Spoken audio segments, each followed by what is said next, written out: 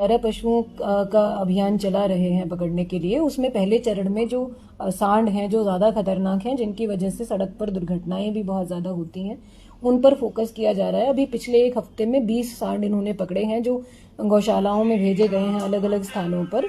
तो उसमें थोड़ी सी दिक्कत सांड को पकड़ने में आती है कि मैन पावर ज़्यादा लगती है और वो वायलेंट होता है बहुत ज़्यादा, तो दुर्घटना का खतरा या चोट लगने का खतरा भी होता है पकड़ने वाली टीम को। तो उसमें ट्रैंक्विलाइज वगैरह करने की व्यवस्था भी डॉक्टर्स के निर्देशन में करी जा रही है। इसको हम लोग आगे भी चलाते रहेंगे।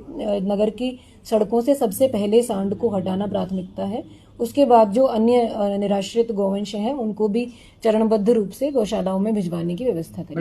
हमने 3-4 विकल्प देखे थे जो हल्द्वानी नगर निगम में आवारा पशुओं की समस्या है नगर क्षेत्र के अंतर्गत, और अन्य एरियाज में भी जो आसपास से लगते हुए ग्रामीण क्षेत्र हैं, उसमें जो गौशालाओं की स्थापना कराए जाने के राज्य सरकार के निर्देश हैं।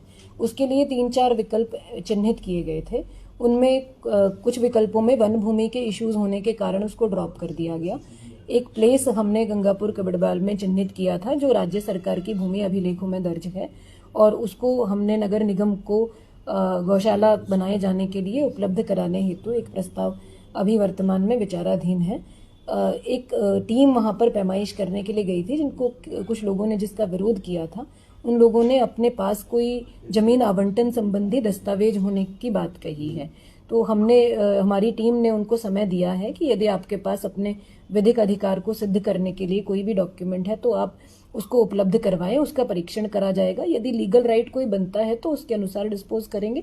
यदि लीगल राइट नहीं बनता है तो राज्य सरकार की भूमि है, उसको जनहित के कार्यों के लिए राज्य सरकार की ओर से एक निर्देश प्राप्त हुए हैं। वीरभट्टी में मदरसे वाला जो इशू आया था सामने, उसके बाद कि सभी जगह जहां इस तरह के संस्थान चल रहे हैं वहां उनके पंजीकरण के विषय में अन्य जो अनियमितताएं होती हैं उनके विषय में जांच कराई जाए, और सभी जगह ये इंश्योर करा जाए कि बच्चों के स्वास्थ्य पर जो है किसी प्रकार का समझौता ना हो, उनके शिक्षा में किसी प्रकार का समझौता ना हो। और साथ ही जो पंजीकरण के मानक हैं या अन्य जो नियम राज्य सरकार की ओर से इस तरह की संस्थाओं के लिए निर्धारित किए गए हैं, उनमें किसी प्रकार का भी रिलैक्सेशन ना हो, किसी प्रकार का समझौता ना किया जाए।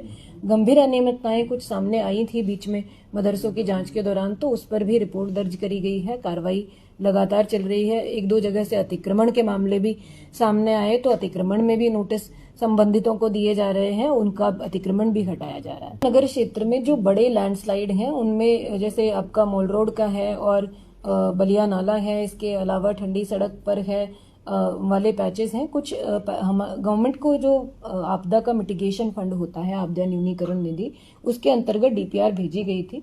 लगभग सभी में धनराशि की स्वीकृतियां मिल गई हैं। टेंडर की प्रक्रियाएं भी विभाग ने सभी प्रोजेक्ट्स में शुरू कर दी हैं। अब इसमें काम प्रारंभ होगा। बलिया नाला में स्पेशली जो इशू सामने आए थे उसमें अभी फिलहाल टेक्निकल बिड की कार्रवाई वर्तमान में गतिमान है, क्योंकि ये काफ़ी बड़ा टेंडर है, तो इसके अंदर इवैल्यूएशन वगैरह जो है वो शासन स्तर से हो रहा है। एक समिति गठित है, वो कर रही है। जैसे ही टेंडर की प्रक्रिया पूर्ण होती है उसका कार्य प्रारंभ करेंगे। रजिस्ट्रियां लगातार सब रजिस्ट्रार कार्यालय में हो रही हैं। यदि किसी को कोई समस्या आ रही है, यदि कोई कोर्ट केस की वजह से इशू है या किसी कोर्ट में ने रोक लगाई है, किसी प्रकार का कोई अदर लीगल इश्यूज है, तो वो संज्ञान में ला